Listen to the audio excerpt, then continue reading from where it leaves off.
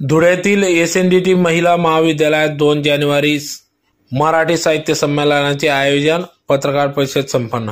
साहित्य संमेलनाचे अध्यक्ष शशिकांत बदाने यांची पत्रकार परिषद संपन्न।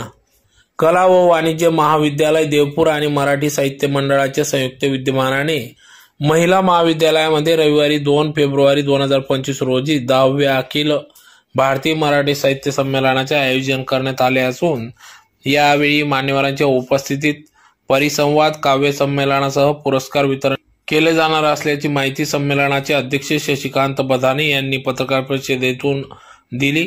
तर एसएनडीटी महाविद्यालयात झालेल्या या पत्रकार परिषदेला शशिकांत बदाने यांच्यासह प्राचार्य DZ चौधरी, डॉक्टर विनोद उपरवट, संस्थेचे अध्यक्ष अस्मिता अजमेरा, सुनंदा निकम, मेघा कामेरकर, पापालाल पवार, संजय धनगवाड, शैलेश सोनार आदी मान्यवर उपस्थित होते। तर संमेलनाबाबत माहिती देताना अध्यक्ष शशिकांत बदाने यांनी सांगितले की या संमेलनाचे उद्घाटन माजी मंत्री अनिल पाटील यांच्या हस्ते होणार असून या संमेलनाचे अध्यक्षस्थान नागाव येथील ज्येष्ठ लेखक आणि समाजसेवक शशिकांत बदाने हे भूषविणार असून सातारा कोरेगाव येथील ज्येष्ठ लेखक ॲडव्होकेट पुरुषोत्तम कृष्णाजी बारसावडे हे मावळते संमेलनाध्यक्ष या नात्याने संमेलनाध्यक्ष बदाने यांना सूत्र सोपवणार असून संमेलनाचे स्वागताध्यक्ष म्हणून विद्यालयाच्या सर्वेसर्वा स्मिता अतुल अजमेरा या उपस्थित राहणार आहेत। तर यावेळी खासदार डॉक्टर शोभा बच्चाव, जिल्हाधिकारी जितेंद्र पापडकर, मेधा विलास कामेरकर, उपाध्यक्ष वेस्ट खानदेश भगिनी सेवा मंडळ धुळे, नाशिक येथील ज्येष्ठ कवयित्री ललिता गवांदे तसेच कराड येथील ज्येष्ठ कवी तथा माजी संमेलनाध्यक्ष सुरेश लोहार हे मुख्य प्रमुख अतिथी म्हणून उपस्थित राहणार असून धुळे शहराचे आमदार अनुप अग्रवाल, महाविद्यालयाचे प्राचार्य डॉक्टर DZ चौधरी, नाशिक येथील DSP सर्वधर्म प्रतिष्ठानचे संस्थापक अध्यक्ष GK गोपाळ, ॲडव्होकेट अमृता अजमेरा, सचिव वेस्ट खानदेश भगिनी सेवा मंडळ धुळे तसेच पुणे येथील माजी संमेलनाध्यक्ष डॉक्टर विनायकराव जाधव आदी विशेष प्रमुख अतिथी म्हणून उपस्थित राहणार आहेत। संमेलनाच्या दुसऱ्या सत्रात मराठी साहित्य विश्वाचे बदलते स्वरूप या विषयावर परिसंवाद होणार असून सोलापूर येथील ज्येष्ठ लेखिका डॉक्टर रजनी दळवी या परिसंवादाचे अध्यक्षपद भूषविणार असून नागपूर येथील डॉक्टर प्रवीण उपलेंचवार व धुळ्यातील डॉक्टर पापालाल पवार यांचे मार्गदर्शन लाभणार असून त्यानंतर होणाऱ्या काव्य संमेलनाचे अध्यक्षपद अलिबाग येथील ज्येष्ठ कवी राजेश थडकर हे भूषविणार असून धुळ्यातील ज्येष्ठ कवयित्री मंगला राजपूत व कोल्हापूर येथील सुनंदा बागडे या प्रमुख पाहुणे म्हणून उपस्थित राहतील।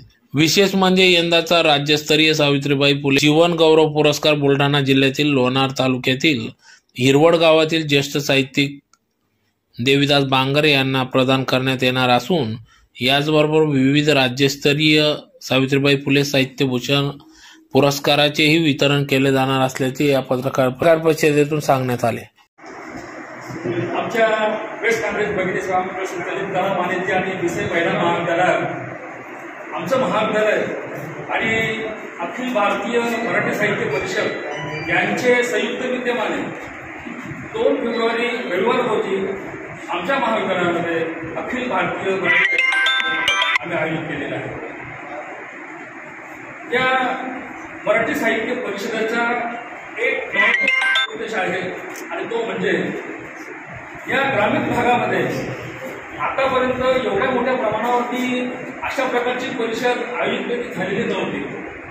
ज्या काही परिषदा होतात त्या पुणे आणि मुंबईसारख्या शहरामध्ये होतात आणि आपल्याकडचे जे कवी आहेत, जे साहित्यिक आहेत की त्यांना एवढं लांबपर्यंत जाणं शक्य होत नाही आणि म्हणून या अखिल भारतीय मराठी साहित्य परिषदेचे जे अध्यक्ष आहेत आदरणीय घुमटकर सर यांनी माझ्याशी वार्तालाप करताना बोलले की ग्रामीण भागामध्ये अशा प्रकारची जर आपण चळवळ राबवली तर मराठी साहित्याचा विकास होईल, कवींचा विकास होईल आणि ही जी भाषा आहे ही भाषा चांगल्या प्रकारे विकसित होण्यामध्ये मदत होईल, प्रचार प्रसार होईल आणि त्यासाठीच ही आजची परिषद आमच्या या महाविद्यालयामध्ये आयोजित केलेली आहे।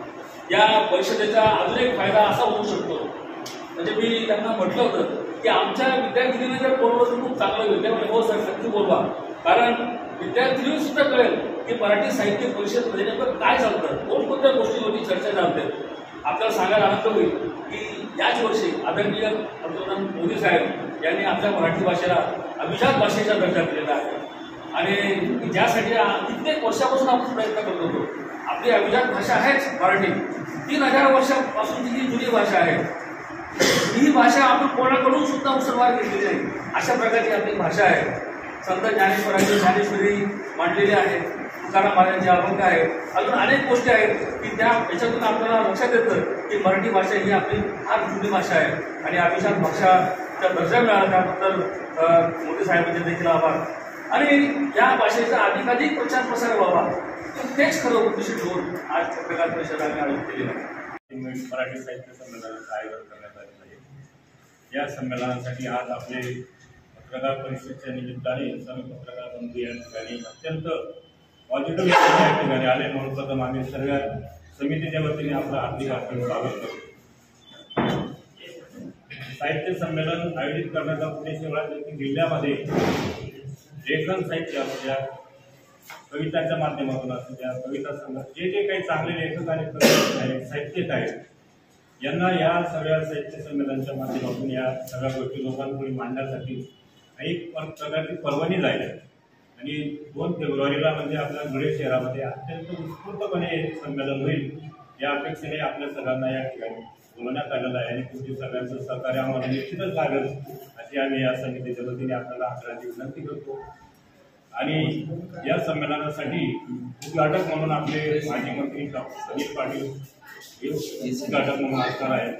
या संमेलनाचे संमेलनाध्यक्ष ज्येष्ठ भगिनी महिला मंडळाच्या अध्यक्ष आदरणीय स्मिताताई अजमेर असतील.